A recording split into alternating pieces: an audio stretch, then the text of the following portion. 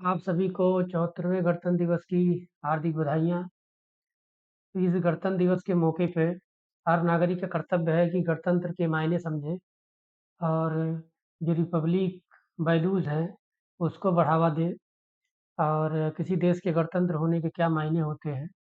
तो ये सब चीज़ें क्या जो प्रक्रिया के स्तर पे गणतंत्र हमने अपनाया और समाज के स्तर पे जो गणतांत्रिक मूल्य हैं, वो सब हमने कितनी प्रगति किया है आज़ादी से अब तक। और साथ ही इसके जो है कि जो भी इतिहास क्रम घटनाक्रम रहे हैं, वो सबको हर जो है व्यक्ति को जानना चाहिए। तो आइए एक मेरी छोटी-सी इस लेक्चर में इस पे एक चर्चा होगी कि गणतंत्र के मायने क्या हैं। तो आप सबको अच्छा लगेगा तो ज़रूर बताइएगा, कमेंट करिएगा, ठीक है? तो 74वें गणतंत्र दिवस के हम जो है 74th रिपब्लिक डे मना रहे हैं,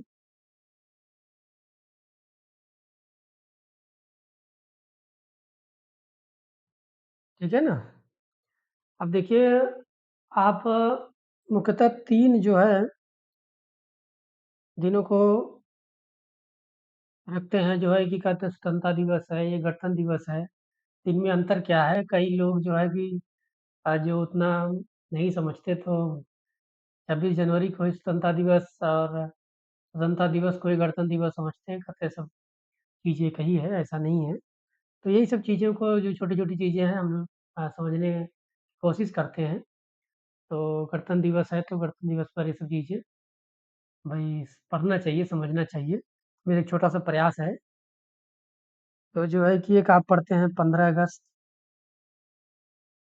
और एक 26 नवंबर और एक आप देखते हैं 26 जनवरी, ठीक है?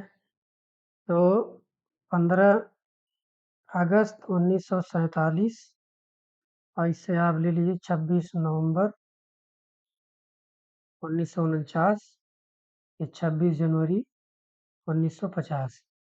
ये आपके दिन आप लोग जानते ही हैं, ये स्वतंत्रता दिवस या इसको स्वाधीनता दिवस कह लीजिए, मनाते हैं। इस दिन हम संविधान दिवस मनाते हैं।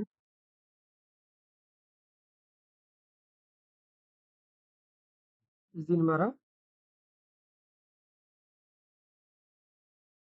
गणतंत्र दिवस को हम सेलिब्रेट करते हैं, ठीक है ना?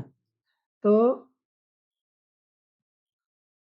हम आज जो है यही समझेंगे गणतंत्र दिवस गणतंत्र होने के क्या मायने हैं और इसके इतिहास क्रम में भी चलेंगे, देखेंगे, ठीक है ना? तो इन सबको जानने से पहले जब जो है हमें कुछ अवधारणाओं को जानना ज़रूरी होता है, तभी जो इस चीज़ को बेहतर समझ बन पाएगी,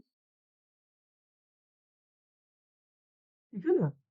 तो जैसे कुछ अलग-अलग राज्य की अवधारणा रही हैं, जिनको समझेंगे तो गणतंत्र क्या होता है उसके बारे में और समझ बेहतर हो पाएगी। जैसे एक आपने सुना होगा उपनिवेश,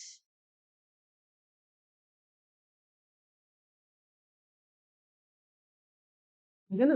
एक भारत लंबे समय तक ब्रिटिश की कॉलोनी रहा है, उपनिवेश रहा है, ऐसा सुनते हैं इतिहास में। एक होता है संरक्षित राज्य,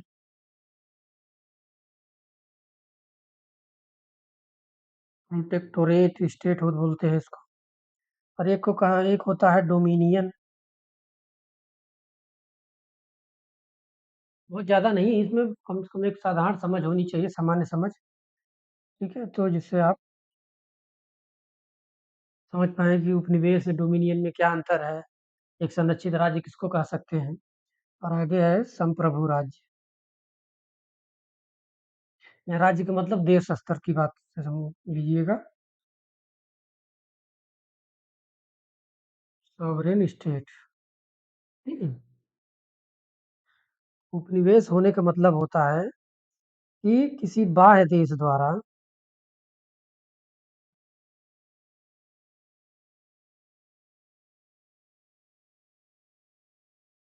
अन्य देश पर नियंत्रण, ठीक है? जैसे देखेंगे कि ब्रिटेन का नियंत्रण जो है भारत पर लंबे समय तक रहा है। अब नियंत्रण मतलब उसकी सारी शासन प्रणाली,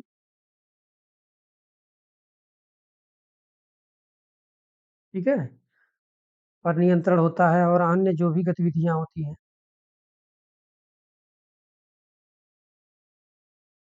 व्यापारिक ये सब चीजें जो भी हैं, सब पे नियंत्रण वो देश दूसरे देश पे रखता है। तो ऐसे राज्य को कहा जाता है उपनिवेश, ठीक है। असंरक्षित राज्य होता है, जैसे आपने जो है आज़ादी से पहले कुछ देशी रियासतें थी,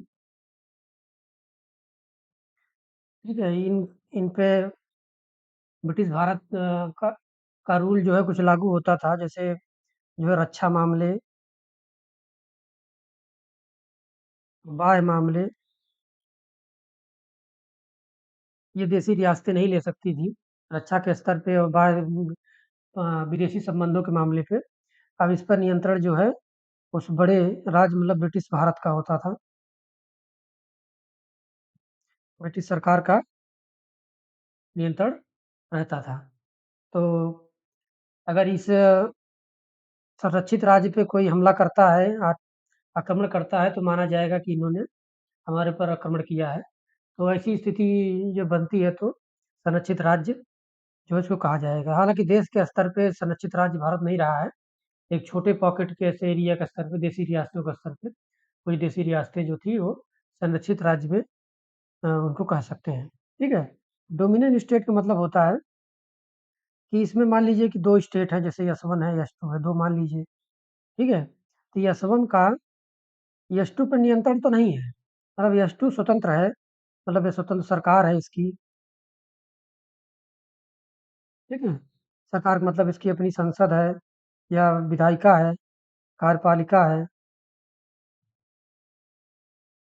न्यायपालिका है।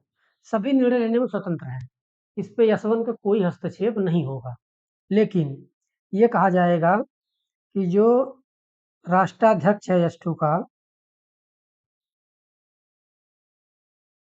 राष्ट्र प्रमुख है, वो जो है यस-1 का ही राष्ट्र प्रमुख होगा, ठीक है ना? तो ये जो है इस तरह से कह सकते हैं कि यस-2 जो है अधीन होगा यस-1 के, स्टेट यस-1 के। तो ऐसी स्थिति को क्या कहा जाएगा? Dominion state. तो भारत जो है संविधान लागू होने से पहले-पहले तक डोमिनियन स्टेट था, ठीक है? तो संप्रभु मतलब स्वतंत्र, पूरी तरह से स्वतंत्र। अब इसमें जो है निर्णय स्वयं लेगा, इसमें किसी भी बाहरी हस्तक्षेप नहीं होगा, ठीक है? भारत जो है 26 जनवरी 1950 को सॉवरेन स्टेट का दर्जा प्राप्त किया। इसके पहले वो डोमिनियन स्टेट था आज़ादी से 26 नवंबर 1950 से पहले-पहले तक, ठीक है ना? तो इसलिए कि इसका भी अपना एक समय पीरियड रहा है और ऐसी स्थिति आई है कुछ छोटे स्तर पे और देश के स्तर पे। इन सबको भी जानना ज़रूरी होता है, तभी आप गणतंत्र होने के मायने समझेंगे, ठीक है ना? देखिए जो है,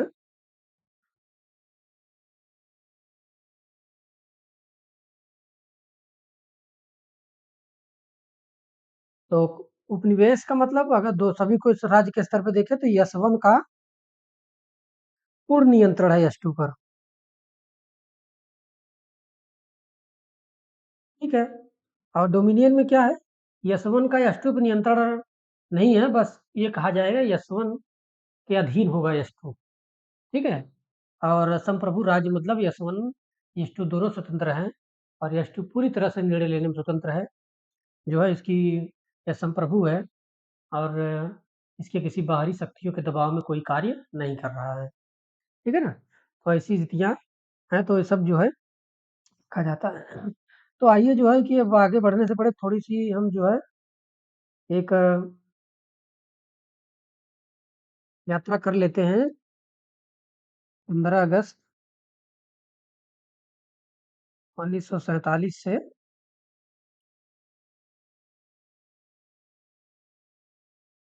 ठीक है ना? 1950 तक। हमने कहा इस दिन हमारा जो है हम डोमिनियन स्टेटस हमें मिला, ठीक है ना? तो और इस दिन हमें क्या हुआ था, ये हम संप्रभु हुए, ठीक है ना?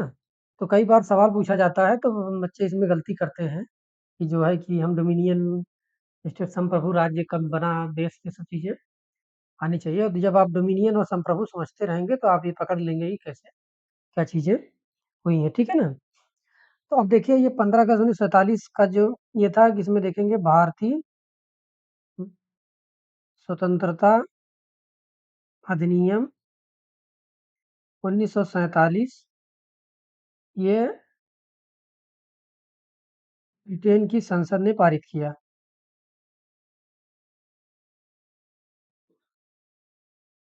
ठीक है? ये पारित किया और इसमें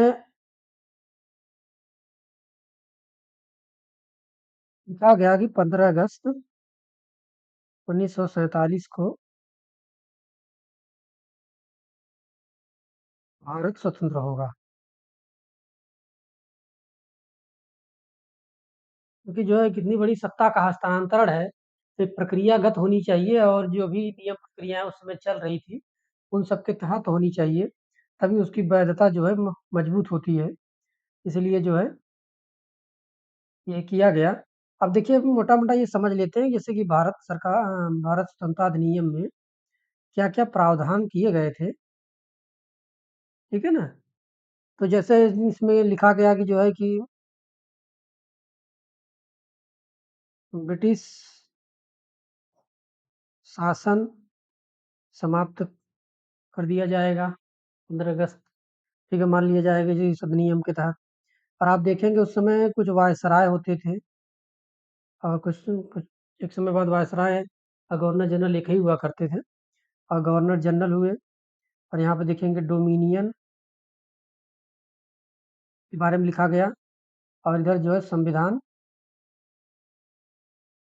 सभा के बारे में एक और यहाँ पे लिख सकते हैं कि जो शासन चलाया जाएगा वो किसके तहत चलाया जाएगा, ठीक है ना? क्योंकि अभी तत्काल रूप से भाई 15 अगस्त को आज़ादी मिल गई, तो उसके बाद जो है तत्काल पूरी शासन व्यवस्था को नई व्यवस्था को खड़ी करना और उसको फिर चालू करना, तो ऐसे में जो है इतने बड़े देश के स्तर पे तत्काल रूप से तो संभव नहीं था, उसमें भी समय लगेंगे। तो ऐसी स्थिति में जो है सारी नियम प्रक्रियाएँ सब तय कर दी गई कि कैसे-कैसे आगे जब तक संविधान का निर्माण नहीं हो जाता, लागू नहीं हो जाता, तब तक व्यवस्थाएँ कैसे चलेंगी। तो कहा गया ब्रिटिश शासन समाप्त कर दिया जाएगा, वायसराय का पद समाप्त कर दिया गया था और गवर्नर जनरल का पद बना रहेगा, ठीक है? बना रहेगा एक अब आप देखेंगे ये 25 जनवरी 1950 तक बना रहा। 26 जनवरी 1950 को भारत के प्रथम राष्ट्रपति जो है बनाए गए, तो उस दिन जो है गवर्नर जनरल का पद स्वतः समाप्त हो गया, ठीक है ना? तब इसमें जो है कि डोमिनियन स्टेट देखेंगे उस समय 2 डोमिनियन बने, एक भारत और एक पाकिस्तान, ठीक है ना? तो उसके बाद जो शासन व्यवस्था उसमें था, उसमें लिखा गया कि भारत शासन अधिनियम 1935 जो था, इसके तहत शासन चलाया जाएगा जब तक संविधान का निर्माण नहीं हो जाता और लागू नहीं हो जाता। और संविधान सभा जो थी, इसको पूरी शक्ति थी, पूरा अधिकार था संविधान निर्माण करने का और जो है कि किस तरह से शासन व्यवस्था चलेगी आगे, किस प्रकार की शासन प्रणाली होगी, ये सब जो है सब इस अधिनियम में जो है मेंशन किया गया था, ठीक है ना? अब ये इसलिए कि इस अधिनियम के तहत ही सारी चीज़ें आगे बढ़ी और प्रक्रिया के स्तर पे तब आगे जो है धीरे-धीरे चीज़ें हमें हासिल हुई, ठीक है ना? तो अब जो है संविधान सभा तो जो है कि का गठन तो पहले ही हो गया था अ, नवंबर 1946 में ही और दिसंबर 46 से इन्होंने पूरी तरह से काम करना शुरू कर दिया था और संविधान सभा ने 26 नवंबर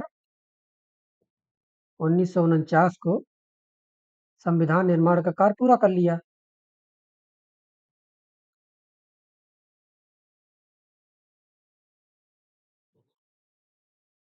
संविधान सभा को पूरा अधिकार था कि जो भी ब्रिटिश संसद ने कानून पारित किए हैं, तो उसको भी रद्द करने का ये सब पूरा अधिकार जो है दिया गया।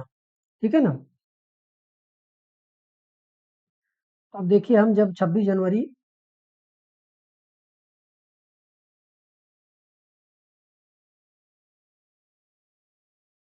तो ये इस दिन तो संविधान बनकर तैयार हो गया, लेकिन जो है कि लागू किया गया 26 जनवरी 1950 को। ठीक है, इस दिन इसलिए कि इसमें 2 महीने का अंतर क्यों है, क्या अब इसकी ऐतिहासिक पृष्ठभूमि है।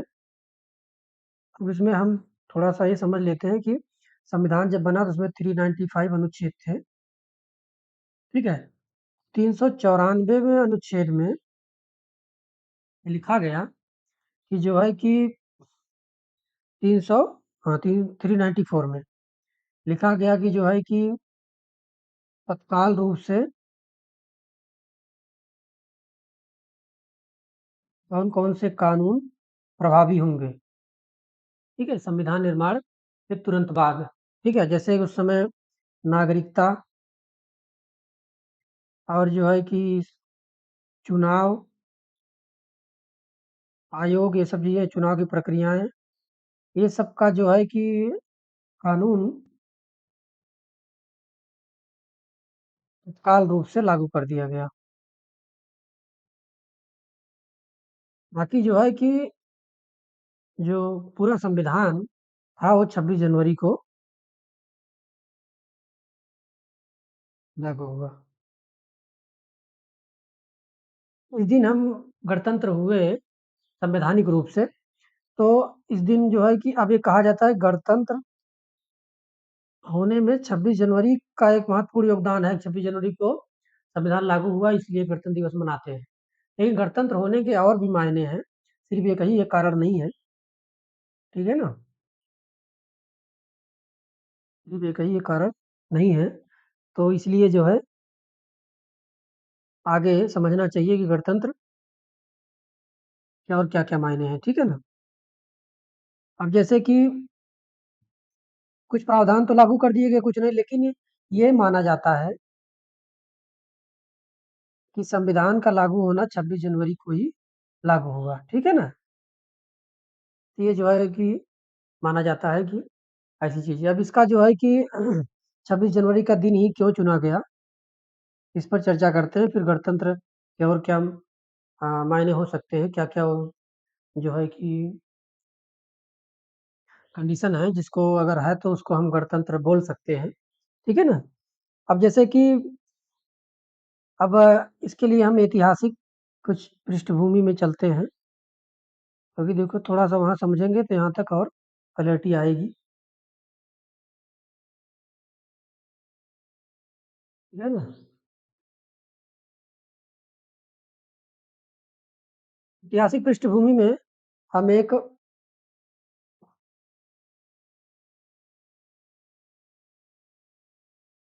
अमेरिकी इतिहास के थोड़ा समझते हैं, फिर उसी के से हम तुलना करते हुए भारत भारतीय स्वतंत्रता इतिहास को देखेंगे, ठीक है ना? और जैसे देखा जाए तो अमेरिका में 1775 से 1783 तक युद्ध चला, जो है कि अमेरिका में देखेंगे 13 ऐसे उपनिवेश थे, 13 राज्य थे जिसपे जो ब्रिटिश कॉलोनी था, और इन 13 देशों ने मिलकर ब्रिटिश हुकूमत से जो है कि युद्ध लड़ा, और जो है कि आप देखेंगे तो जो है आज़ादी मिली जो है 1783 में, और अमेरिका का संविधान बनता है 1787 में। ये अलग-अलग घटनाक्रम हुए हैं, लेकिन अब इस घटनाक्रम कि जैसे ही भारत में भी घटनाक्रम हुए हैं, तो थोड़ा-सा एक क्लैरिटी करने के लिए समझने की ज़रूरत है। तो 13 देशों ने या राज्यों ने मिलकर, जो उपनिवेश राज्य थे, इन्होंने ब्रिटिश से युद्ध हुआ, ठीक है? काफ़ी लंबा युद्ध चला। तो अब इन 13 देशों ने मिलकर जो है एक डेट जो है तय की, जैसे भारत में भारतीय राष्ट्रीय कांग्रेस ने तय किया, ठीक है ना?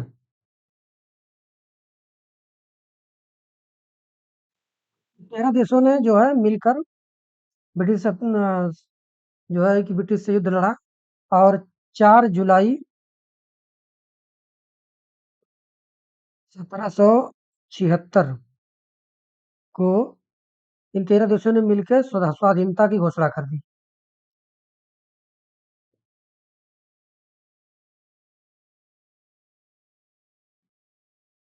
ठीक है?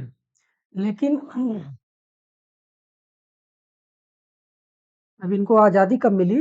आप देखेंगे कि नवम जो आज़ादी मिली इनको 1783 में। 1783 में पेरिस की संधि हुई, ठीक है? इसमें फ्रांस की उपस्थिति में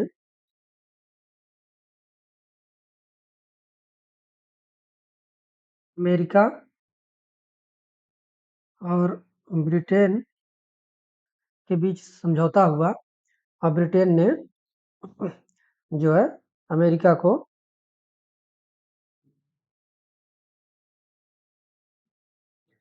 स्वतंत्र घोषित किया, ठीक है? अब लेकिन बताने का प्रयास मैं इसलिए कर रहा हूँ कि 4 जुलाई को इन्होंने 13 देशों ने मिलकर, राज्यों ने अपनी स्वतंत्रता की घोषणा कर दी थी। तो इसलिए अमेरिका जो है 4 जुलाई को ही स्वतंत्रता दिवस मनाता है, स्वाधीनता दिवस, ठीक है ना? अब देखेंगे तो ये जो है कि ये सितंबर 1783 में जबकि संधि होती है, उसमें जो है कि स्वतंत्रता की घोषणा होती है, लेकिन देशों ने पहले कर दिया था। ये इतिहास क्रम इनका पहले बना हुआ है, तो ये लोग उसी को मानकर चलते हैं। तो ठीक है ना? और जबकि देखेंगे संविधान इनका बनता है 1787 में, ठीक है? तो अलग-अलग जो घटनाक्रम होते हैं, तो उसमें उस देश के लिए कौन-सी घटना महत्वपूर्ण है, उसका क्या योगदान है, तो उसी हिसाब से वो देश अपने आप को स्वीकार करता है कि हम ये है। तो उसी तरह से कंडीशन जो है भारत में थी, ठीक है? भारत में थी, तो भारत के संदर्भ में ठीक इसी प्रकार से जो है कुछ इस प्रकार के घटनाक्रम हुए हैं। आप देखेंगे जो है कि भारत में कांग्रेस का अधिवेशन चल रहा था, जो है कि 1929 में, ठीक है ना? यह जो है दिसंबर महीने में जो है कि ज़्यादातर कांग्रेस के अधिवेशन हुआ करते थे, ठीक है ना? तो इसको ये कहा गया कि लाहौर का अधिवेशन,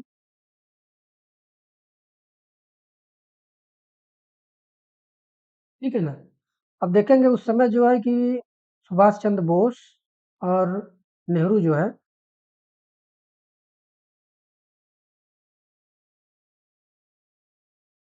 ये जो ज़्यादा समाजवादी विचार वाले थे,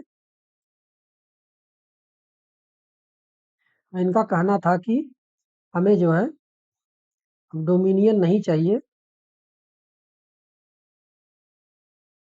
और उसमें अधिवेशन में कुछ कांग्रेस के लोगों का कहना था कि हमें डोमिनियन स्टेट मिल जाए तो ठीक है, जबकि नेहरू और सुभाष का दावा था कि नहीं, नहीं, हमें पूर्ण स्वतंत्रता चाहिए, पूर्ण स्वाधीनता चाहिए, हमें डोमिनियन से अब नहीं चलेगा, ठीक है ना? तो जो इन्होंने प्रस्ताव पारित किया लाहौर अधिवेशन में, उसमें ये सब बातें रखी गई कि हमें अब डोमिनियन नहीं चाहिए, और हमें पूर्ण स्वतंत्रता चाहिए। और ये लिखा गया कि जो है प्रस्ताव में कि 26 जनवरी 1930 को हम पूर्ण स्वतंत्रता हासिल करेंगे।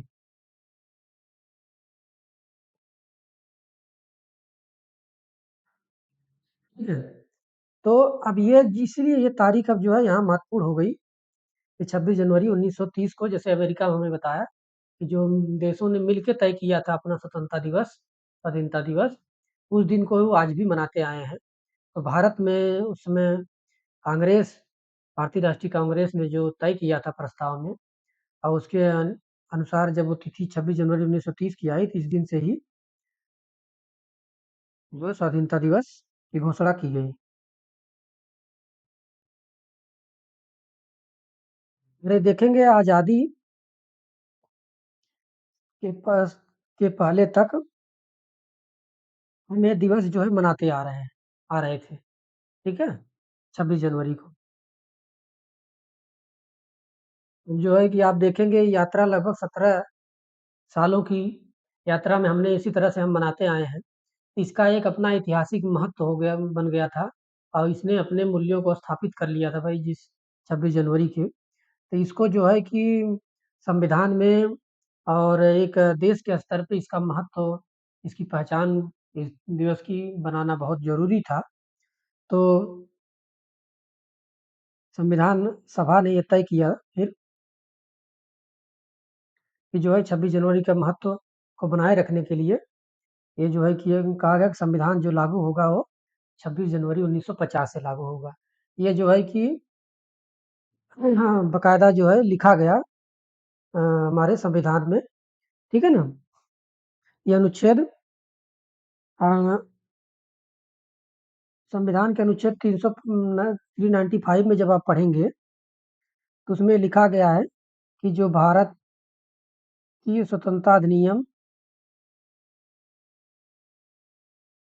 1947 और भारत शासन अधिनियम 1935 ये दोनों संविधान लागू होते ही खत्म हो जाएंगे, ठीक है ना? तो ये जो है कि लिखा गया और संविधान लागू होने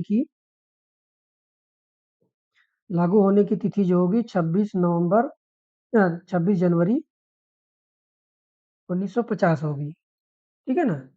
तो इसके मत को बनाए रखने के लिए ये सब जो है कि संविधान सभा में काफ़ी डिबेट हुई और ये रखा गया कि हम जो है जिस दिन हमारा संविधान बनकर तैयार होगा उस दिन नहीं और बाकी जो है कि ये समस्त संविधान को हम लागू करेंगे 26 जनवरी 1950 को।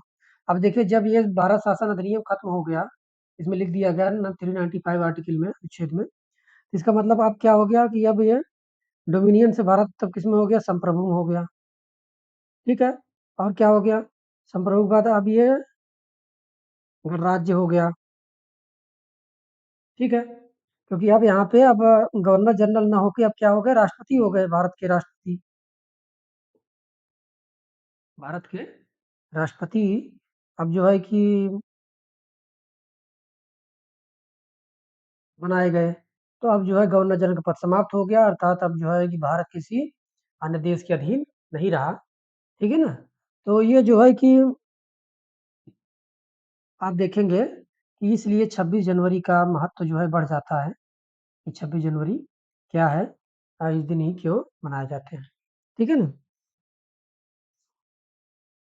तो अब ये घटनाक्रम जो है कि आपने देखा जैसे हमने कहा अभी कि सिर्फ़ संविधान लागू होना एक गणतंत्र भारत के गणतंत्र होने का एक बड़ा कारक है।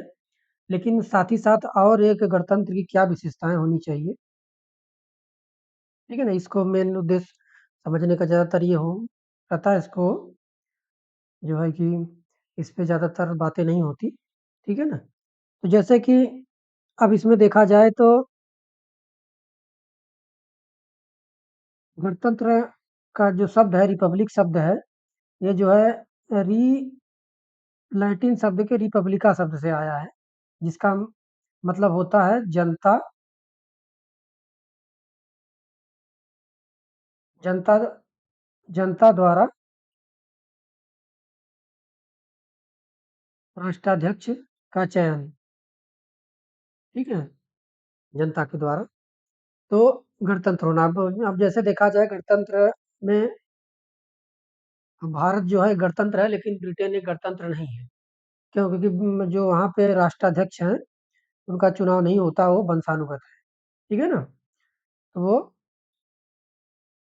इसलिए ब्रिटेन को गणतंत्र नहीं कहा जाता, ठीक है ना? तो गणतंत्र की क्या-क्या विशेषताएँ हैं?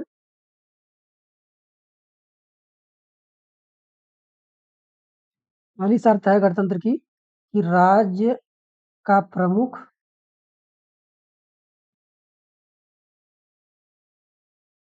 निर्वाचित होना चाहिए। ठीक है? जैसे भारत में देखिए राष्ट्रपति का चुनाव होता है अप्रत्यक्ष रूप से, प्रत्यक्ष रूप से जनता उनको नहीं चुनती, जनता सांसद और विधायकों को चुनती है। सांसद और विधायक मिलकर राष्ट्रपति का चुनाव करते हैं, राष्ट्रपति बनाते हैं, ठीक है? और इसके बाद में किसी के पास कोई विशेषाधिकार नहीं।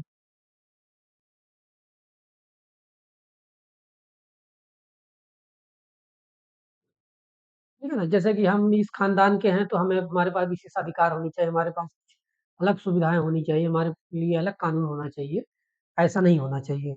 ठीक है ना? तो ये जो है कोई विशेषाधिकार नहीं होना चाहिए। ठीक है ना? जैसे आप देखेंगे इंग्लैंड के हाउस ऑफ लॉर्ड्स में अभी भी कुछ ऐसे लॉर्ड्स हैं जो वंशानुगत जन्म से ही वो लॉर्ड्स का दर्जा उनको मिल जाता है। ठीक है ना?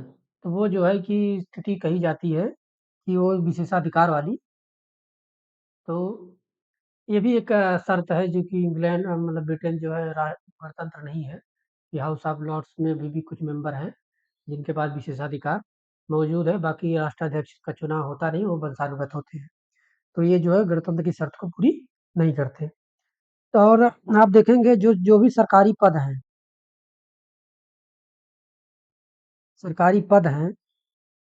ठीक है ना, या संवैधानिक पद हैं, वो सभी के लिए खुले होने चाहिए।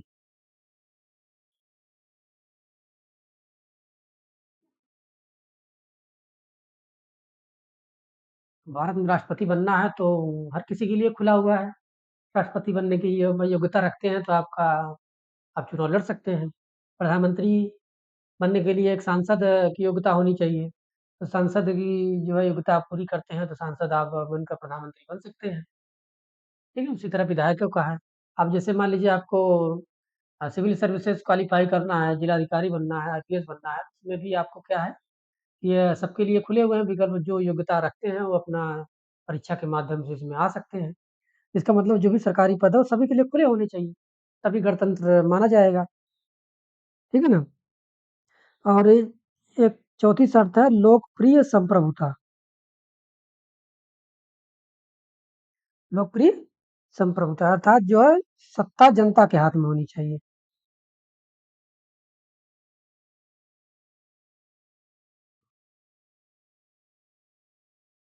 जनता तय करेगी कि सत्ता कौन चलाएगा, शासन कौन चलाएगा। तो ये सब शर्तें जो है रहेंगी, तब जो है उसको एक गणतंत्र कहा जाएगा।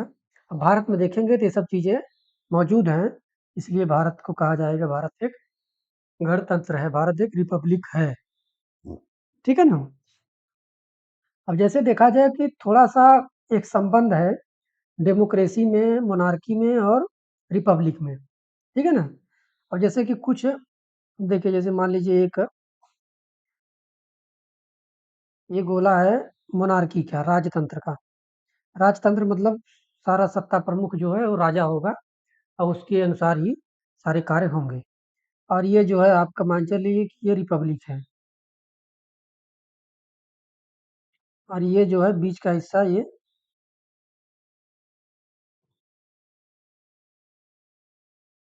कहेंगे राजतंत्र में भी लोकतंत्र आ गया, गणतंत्र में भी लोकतंत्र आ गया, तो ये कैसे हो सकता है? देखिए ये वाला जो कॉलम है जिसमें सिर्फ इसमें क्या है सिर्फ मोनार्की है और ये वाला जो पूरा हिस्सा है हैचिंग वाला इसको कह सकते हैं कि सिर्फ गणतंत्र है। ठीक है ना? सिर्फ गणतंत्र है और ये हिस्सा लोकतंत्र है। अर्थात राजतंत्र में कुछ ऐसा हिस्सा होगा जो लोकतांत्रिक होगा और गणतंत्र में कुछ ऐसा हिस्सा होगा जो लोकतांत्रिक हो सकता है। ठीक है ना? तो जैसे इसका मतलब ये हो गया कि कोई ऐसी राजशाही है जिसमें कुछ निर्णय राजा लेता है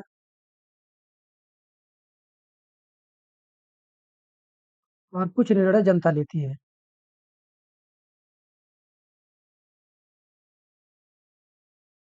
ठीक है? उसको कह सकते हैं कि भाई कि वो राजतंत्र पूर्ण राजतंत्र नहीं है। अगर सिर्फ मोनार्की है तो उसमें जो है सारा निर्णय राजा का होगा। वही संसद है, वही सरकार है, वही न्यायपालिका है, वही सब है। ठीक है ना? गणतंत्र में कुछ ऐसे मूल्य हैं जो कि लोकतांत्रिक होंगे, जिनको कहा जाएगा भाई ये गणतंत्र भी है और लोकतंत्र भी है। ठीक है ना? तो भारत एक लोकतांत्रिक गणराज्य है। तो इसलिए एक संबंध जो है बन जाता है, ज़रूरी नहीं कि पूर्ण रूप से एब्सोल्यूट भी हो सकता है और पार्शियल भी हो सकता है। ठीक है ना? तो इसी को और थोड़ा-सा और अगर आपको आगे इसी को समझते हैं, ठीक है ना? देखिए, जो मोनार्की सिस्टम है, हमने अभी देखा कि लोकतंत्र और गणतंत्र, इनमें एक संबंध को समझने का प्रयास किया गया कि संबंध कैसे बन सकते हैं, ठीक है ना? तो इसी को आगे और देखते हैं। जैसे मान लीजिए कि ये हो गया आपका, यहाँ पे आप लिख सकते हैं कि राजतंत्र, ठीक है? और यहाँ पे आप लिख सकते हैं लोकतंत्र, डेमोक्रेसी, और यहाँ पे लिख सकते हैं रिपब्लिकन डेमोक्रेसी, गणतांत्रिक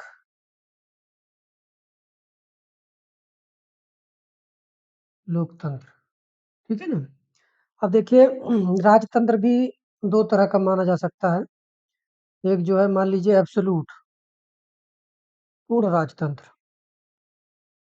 ठीक है? एक माना जा सकता है मिक्स्ड या आंशिक, मिक्स्ड मोनार्की, ठीक है? और एक माना जा सकता है आपका 2 और चीज़, और एक कॉन्स्टिट्यूशनल मोनार्की लिख सकते हैं, संवैधानिक, कॉन्स्टिट्यूशनल मोनार्की, ठीक है? और अब देखिए, अब जैसे पूर्ण जो लोकतंत्र है, राजतंत्र है, तब इसमें क्या है, जो है सभी निर्णय राजा के द्वारा, ये एब्सोल्यूट है। यही जज भी है, यही संसद भी है, यही कार्यपालिका, सभी अंग जो है इसी में समाहित है, यही इसी के निर्णय अंतिम निर्णय होगा, ठीक है? अब मिक्स्ड में आप मान सकते हैं कि कुछ निर्णय राजा द्वारा और कुछ निर्णय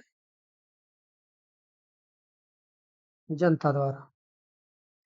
मिक्स्ड मोनार्की भी हो सकती है। अभी ये सब उदाहरण देखेंगे देश में कौन-कौन सी किस तरह की शासन व्यवस्था है। तो अभी कॉन्स्टिट्यूशनल मतलब अब ये संवैधानिक हो गई। संवैधानिक लोकतंत्र हो गया या राजतंत्र हो गया। मतलब एक जो है कानून या सर्वोच्च कानून बना के उसमें सारी व्यवस्थाएँ लिख दी गई, ठीक है ना? और इसके बाद में आप देखेंगे,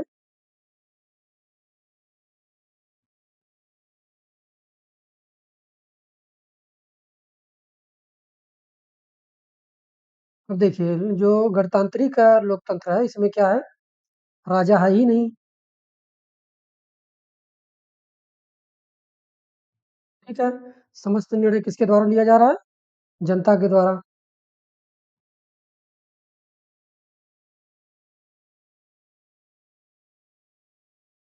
ठीक है? अब देखिए, अब यहाँ डेमोक्रेसी से संबंध सबको जोड़िए कि जो है कैसे, ये कुछ निर्णय जनता द्वारा लिया जा रहा है, इसका मतलब इसमें डेमोक्रेसी आ गई, आंशिक डेमोक्रेसी, ठीक है? संवैधानिक राजतंत्र है, इसका मतलब इसमें जो राजा है वो नाम मात्र का है।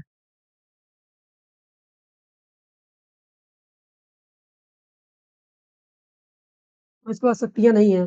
इसका मतलब सारा निर्णय कौन ले रहा है? जनता ले रही है। इसका मतलब ये भी लोकतांत्रिक मूल्य इसमें समाहित होंगे। और जो गणतंत्र है, और लोकतांत्रिक है तो इसमें जो है लोकतंत्र के मूल्य समाहित होंगे ही होंगे, ठीक है ना?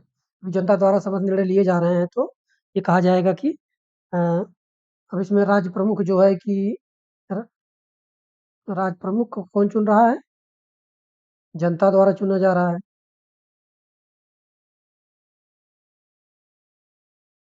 ठीक है ना? अब जैसे हम इसमें देख लेते हैं कि वर्तमान में ऐसे कौन-कौन से देश हैं, जो इन शासन व्यवस्थाओं के अंदर उनको डाल सकते हो, देख सकते हो, ठीक है ना? अब जैसे कि तो देखिए, ये जो पूर्ण राजतंत्र वाला है, अब इसमें डाल सकते हो सऊदी अरब को और मोनार्की है, जो सुल्तान है वही करता है, जैसे नॉर्थ कोरिया कर सकते हो। चुनाव तो होते हैं लेकिन वो इतना नहीं है जो है माने ये भी पूर्ण राजतंत्र के नज़दीक है और इसके बाद आप देख सकते हो वेटिकन सिटी,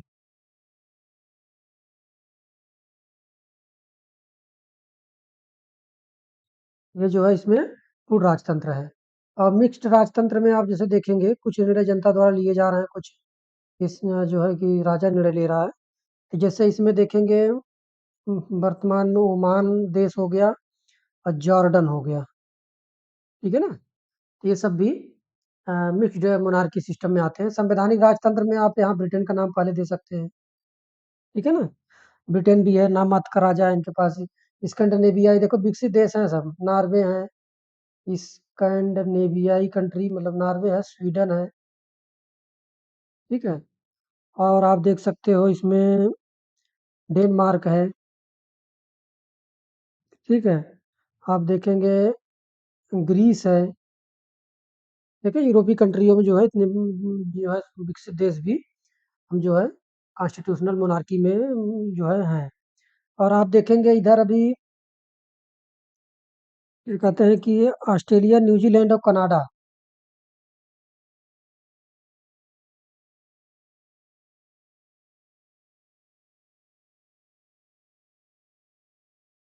यहाँ भी कॉन्स्टिट्यूशनल मोनार्की है। इनके पास जो भी मतलब जो राजा है वो भी नाम मात्र का होता है। बाकी समस्त अधिकार जो है जनता के पास होते हैं। तो इसको कहा जाएगा कॉन्स्टिट्यूशनल मोनार्की। लेकिन इसमें एक और इन देशों में एक और है कंडीशन, ये देश का जो राष्ट्राध्यक्ष है, ये जो है कि ब्रिटेन की महारानी या जो है ब्रिटेन का जो राजा है, उनके दिन माना जाता है। मतलब अभी का जो है कि इनका भी राष्ट्राध्यक्ष उन्हीं के अभी अभी भी नाम पे चलता है, ठीक है ना? तो अभी वर्तमान में देखिए ऐसी व्यवस्थाएँ बनी हुई है जो कि विकसित देश माने जाते हैं, ठीक है ना? और ये देश जो है कॉमनवेल्थ गेम में भी आप अ, पाएँगे। अब भारत के नज़दीक आप देख लीजिए कॉन्स्टिट्यूशनल मोनार्की में आपका भूटान है, थाईलैंड है और मलेशिया है, जापान है। जापान देखिए विकसित देश भी कॉन्स्टिट्यूशनल मोनार्की सिस्टम। अब ये तय होता है कि जैसे कि जो भी देश का इतिहास रहा है, उसमें किस तरह के मूल्य प्रभावी रहे हैं, जो आज भी बहुत जो है महत्व रखते हैं उन देश के नागरिकों के लिए उस देश के। तो ऐसी स्थिति में उसी तरह से संवैधानिक व्यवस्थाएँ जो भी शासन प्रणाली बनाई जाएगी, उसमें उसका महत्व दिया जाएगा क्योंकि बनाने वाले भी वहीं वहीं की जनता के लोग होते हैं। तो ऐसी स्थिति में जो है ये धीरे-धीरे जैसे-जैसे प्रगतिशील मूल्यों की निरंतरता बढ़ती रहती है, उसी के अनुरूप जो है धीरे-धीरे चीज़ें चलती हैं और आगे बढ़ती हैं। ठीक है ना? तो अब देखिए यहाँ पे देखा जाए तो इसमें आप भारत को लिख दीजिए। अब यूएसए हो गया, ठीक है? यूएसए हो गया, आप देखेंगे ब्राज़ील अच्छा उदाहरण है इसका। ब्राज़ील है और फ्रांस है, जर्मनी है। फ्रांस, जर्मनी और आप इटली, रूस, इटली को भी देख सकते हैं, रूस को भी देख सकते हैं, मोनार्की नहीं है। लेकिन हालाँकि उन्होंने राष्ट्रपति के वो 2035 तक का फिक्स कर दिया है, तो एक तरह से कहिए मोनार्की सिस्टम ही है, लेकिन जो है कि ये माना जाए कि बस बादशाही के रूप में नहीं कहा जा सकता, तो रूस को भी ले सकते हैं। फ़िनलैंड है, और अपने नज़दीक में देखेंगे तो पाकिस्तान है, बांग्लादेश है, ठीक है? और श्रीलंका है। नेपाल में भी मोनार्की सिस्टम ही खत्म हो गए, भाई संविधान का निर्माण हो गया। तो अब देखेंगे कि ये सब देश जो है, क्या है? रिपब्लिक डेमोक्रेटिक रिपब्लिक है। तो भारत जो है क्या है, एक लोकतांत्रिक गणराज्य है। लोकतांत्रिक मूल्यों को भी अपनाया है और गणतंत्र मतलब वहाँ के जो राष्ट्राध्यक्ष हैं, उनका भी चुनाव जनता द्वारा किया जाता है। ठीक है ना? तो ये जैसे अवधारणा के स्तर पे बाकी जो भी सिस्टम शासन व्यवस्था की है, मोनार्की सिस्टम रही है लंबे समय से इतिहास में और आज भी बनी हुई है। अब उसमें क्या है कि धीरे-धीरे उसके तरीके, उसके शासन की पद्धतियाँ बदल जाती हैं। लेकिन सिस्टम देखा जाए जो हायरार्की है, वो सब अभी कई देशों में मोनार्की की बनी हुई है। सऊदी अरब आप देखेंगे, नॉर्थ कोरिया में सब में बनी हुई है। उसी तरह से मिक्स्ड जो है मोनार्की भी है, कॉन्स्टिट्यूशनल मोनार्की भी है। तो ये सब भी चीज़ें सब जो है दुनिया में जो है ये सब शासन प्रणालियाँ पाई जा रही हैं। तो अब रिपब्लिक कैसे हुआ, कौन देश हुआ, तो ये सब चीज़ें जानना ज़रूरी है और गणतंत्र दिवस पे हमें पढ़ना भी चाहिए और समझना भी चाहिए, ठीक है? अब अंतिम जो सवाल इसमें जो निकल के आता है गणतंत्र होने का, कि भाई हम कितना गणतंत्र हो पाए हैं?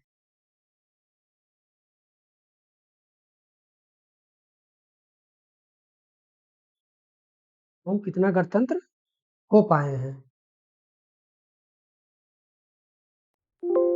समझ रहे हैं ना? अब इसमें देखिए, इसको 2 स्तर पे बाँट के देख सकते हैं। एक प्रक्रिया के स्तर पे और दूसरा आंतरिक स्तर पे। आंतरिक इसको कह सकते हैं, वास्तविक कह सकते हैं या फिर इसको कह सकते हैं तात्विक स्तर पे,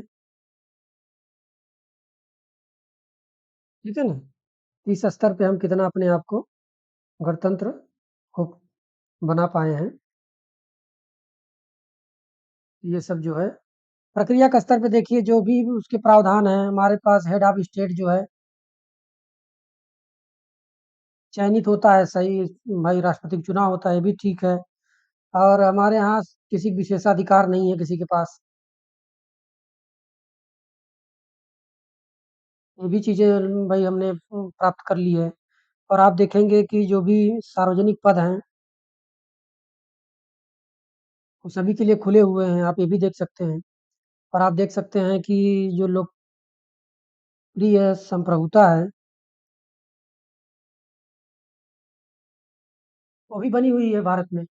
इसका मतलब प्रक्रिया के स्तर पे हमने गणतंत्र को पूरी तरह से अपना लिया है,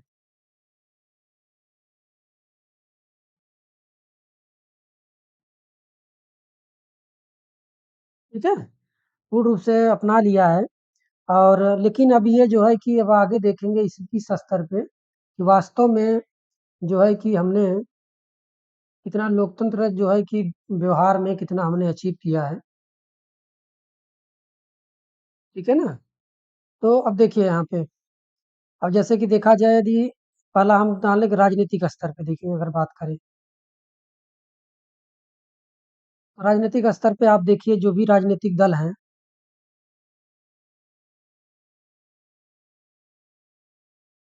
वो किस प्रकार के हैं, हमारी जो चुनाव प्रक्रिया है वो कैसी चल रही है, कितना खर्च होता है, क्या एक साधारण आदमी एक जो है सांसद बन सकता है? क्या हमारी जो भी जिस तरह से राजनीतिक व्यवस्था आगे बढ़ रही है जिस गति से, उसमें अपने आप को तौलिए देखिए जो दिख रहा है आपको। आप देखेंगे राजनीतिक भाई धन बल का प्रयोग है, जिनके पास पैसा है उनका आप देख रहे हैं सत्ता में भागीदारी ज़्यादा हो रही है। एचडीआर की रिपोर्ट है, आप देख सकते हैं, ठीक है? आप देखेंगे कि ऐसे जो है कि अब संसद अभी विधानसभाओं में देखेंगे महिलाओं की हिस्सेदारी बहुत अधिक नहीं है, अत्यंत कम है। इसका तात्पर्य ये है कि हम व्यवहार में देखिए, हम लोकतांत्रिक और गणतांत्रिक मूल्यों को कहाँ तेज़ी से बढ़ा पाए हैं। ये सब चीज़ें जो देखनी है, ऐसे आप देख सकते हैं कि जो बड़े पद हैं या एससी, एसटी हैं, उनका कितना योगदान जो है आप देख पाते हैं, जो समाज से पिछड़े तबके हैं, ठीक है? और आप देख सकते हैं कि जो भी मंत्री या बड़े पद पे संवैधानिक दायित्व का निर्वहन कर रहा है, उसका इतिहास किस तरह का रहा है, क्या उनमें धन बल, बाहुबल या अन्य जो भी स्थितियाँ हैं, जो गणतंत्र के मूल्यों पे सीधे-सीधे नहीं टकराती, तो उसको जो है कैसे बढ़ावा दिया जा रहा है। तो ये सब जो है कि अभी हमें इसमें सुधार करना है।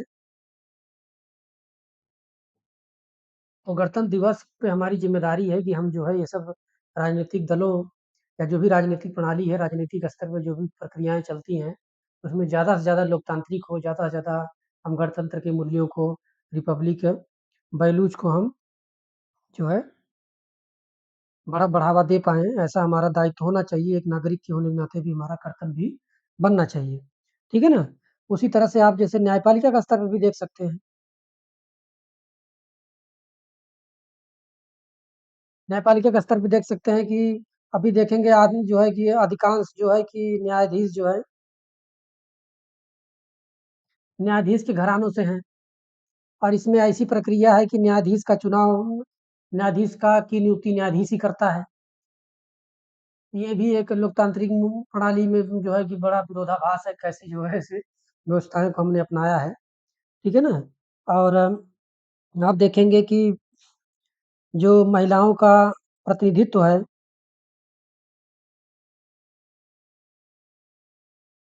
वो अत्यंत कम है जो है कि न्यायपालिका में।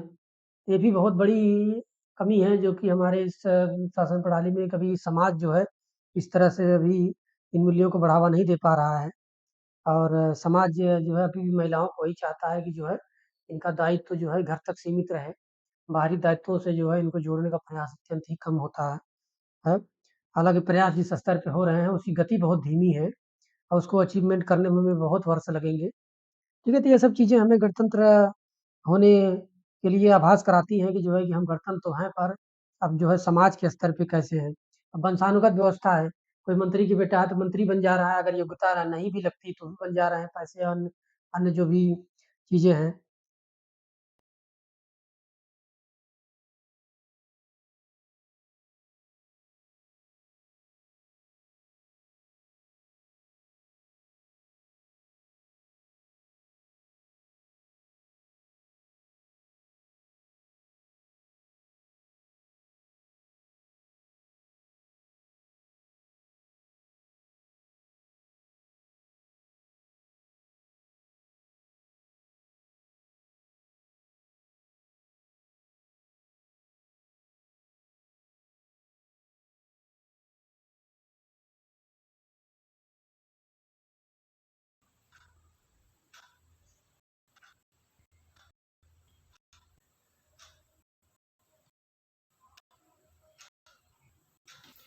तो आप देखेंगे न्यायपालिका में महिलाओं का कितना प्रतिनिधित्व बहुत कम है। तो ये भी हमने लोकतांत्रिक मूल्यों को, गणतांत्रिक मूल्यों को अचीवमेंट में हमारी बहुत बड़ी उपलब्धि नहीं कही जा सकती। ठीक है? और देखेंगे बाकी सत्ता में जो है कि वंशानुगत व्यवस्थाएँ भी देखी जा सकती है, जैसे कि आप देखेंगे कई मुख्यमंत्री ऐसे आए हैं जो एक ही परिवार से होते आए हैं। ठीक है? प्रधानमंत्री भी ऐसे हुए हैं। तो कहने का तात्पर्य ये है कि उसमें कोई समस्या नहीं है यदि मंत्री का लड़का जो है मंत्री बनने की योग्यता रखता है, मतलब अच्छा जनप्रतिनिधि बनने की योग्यता रखता है, काबिलियत है, तो उसमें कोई दिक्कत की समस्या नहीं है। कोई ऐसी बात नहीं, लेकिन एक जो है कि ज़्यादा से ज़्यादा लोगों की भागीदारी बढ़े और तभी जो है बेहतर जब निर्णय हो पाएँगे और बेहतर समाज और देश में विकास और अन्य जो मूल्य हैं उनको बढ़ावा मिलेगा। ठीक है ना? अब जैसे इसके बाद आप समाज के स्तर पे भी देख सकते हो कि समाज इसको कितना स्वीकार कर रहा है, रिपब्लिक वैल्यू को। ठीक है? तो समाज के स्तर पे भी आप देखेंगे सबसे बड़ी जो है समस्या का है जाति व्यवस्था, जो है जन्म से ही आप तय कर देती है।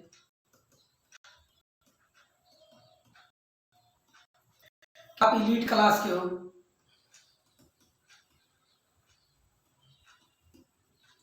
जबकि हमने बताया कि वंशानुगत व्यवस्था होना गणतंत्र की विशेषता नहीं है। वंशानुगत पद बना रहना गणतंत्र की विशेषता नहीं है। तो यहाँ पे जो है आप पहले किसी क्लास के हो या बाई बर्थ किस कास्ट में से संबंध रखते हो, तो जाति व्यवस्था जो है। अब जैसे आप देखेंगे कि शिक्षा के स्तर की बात की जाए, हम इतना बढ़ावा देते हैं, लेकिन समाज के स्तर पर शिक्षा की बात की जाए तो लड़के और लड़कियों में भी अंतर भी,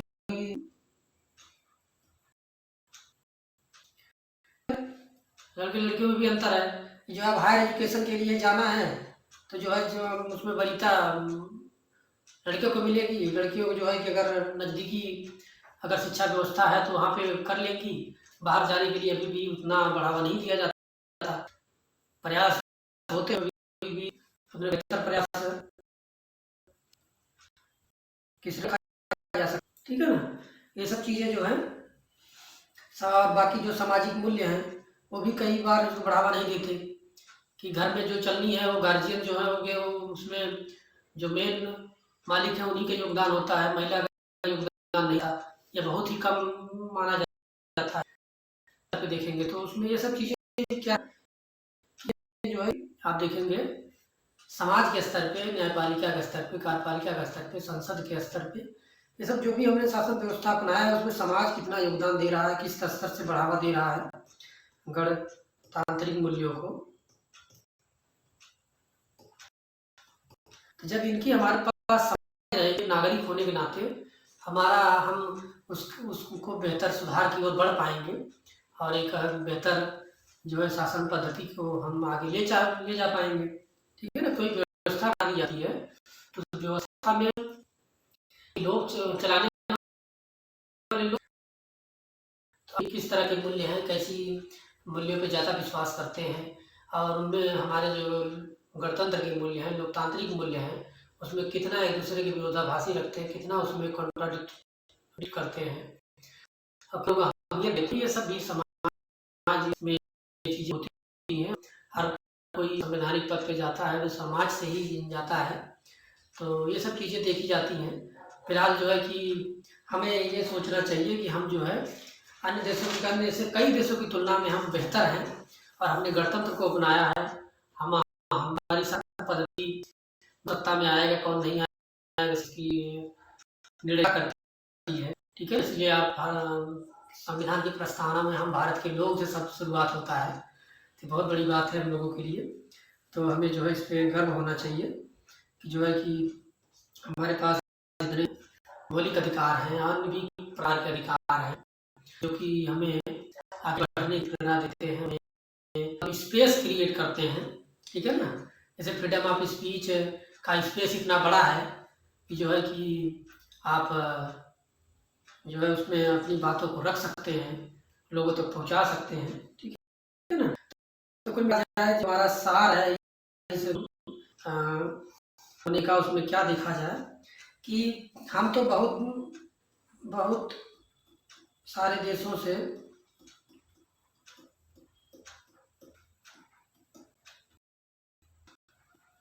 बेहतर है और हमने पूरी तरह से हमने अडॉप्ट कर लिया है और जो है हमें समाज के स्तर पर जो भी कमियां हैं उनको दूर करना है। तो हमें दूर करने के लिए हमें कहाँ जाना है ये पता रहेगा, तभी हम जो है उसको जो है इसमें प्रयासरत रहेंगे दर पीढ़ी, ठीक है ना। तो इसमें होना चाहिए भाई हम जो है कि सभी को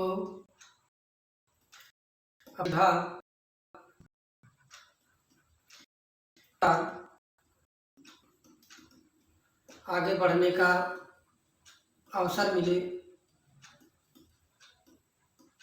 ठीक है। और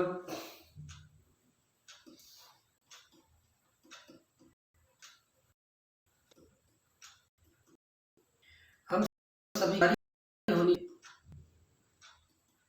कि हम इन लोकतांत्रिक मूल्यों को बढ़ावा दें, जो हमारे रिपब्लिक वैल्यूज़ हैं उनको बढ़ावा दें और देश जो है कि अभी समाज के स्तर पे और जो लोग बहुत मजबूती बढ़ रहा है उसमें और तेज़ी लाई जाए, ताकि जो है कि हम एक बेहतर राष्ट्र का निर्माण करें। ठीक है ना? तो ये सब हमारी जिम्मेदारियां होनी चाहिए कि लोकतांत्रिक को बढ़ावा देना, जो भी हमारे गणतांत्रिक मूल्य है उनको बढ़ावा देना। ठीक है ना? और जो भी हमारे मौलिक कर्तव्य संविधान ने दिए हैं उनका जो है कि उनको अपनाना और उसके अनुरूप है लोगों को जाना बढ़ावा देना कि हमारे संविधान की रक्षा करना, राष्ट्रगान का सम्मान करना, तिरंगे का सम्मान करना, साथ ही जो भी हमारी जो विरासतें हैं उनका संरक्षण करना। ठीक है? जो सरकारी संपत्ति है उनका संरक्षण करना, और साथ ही जो पारिक मूल्य है उनको बढ़ावा देना। ठीक है? जो हमारे साइंस देना। तो ये सब चीज़ें जो भी हमारे मौलिक कर्तव्य हैं देश एक नागरिक होने के नाते उसको हमें उसको आगे बढ़ाना चाहिए। ठीक है? तो ये सब जो है एक 26 जनवरी के अवसर पे, गणतंत्र दिवस के अवसर पे एक छोटा सा प्रयास था मेरा आप लोगों का इस वीडियो को दिए होने की क्या मायने हैं आए तो जानते ही होंगे पहले से, लेकिन थोड़ा एक क्रमवार पढ़ना और समझना सारी चीज़ों को तो बेहतर होता है शिक्षा के स्तर पे। ठीक है? तो ये सब जो है कि आप देखिएगा। तो एक बार फिर से दिवस की और थैंक यू।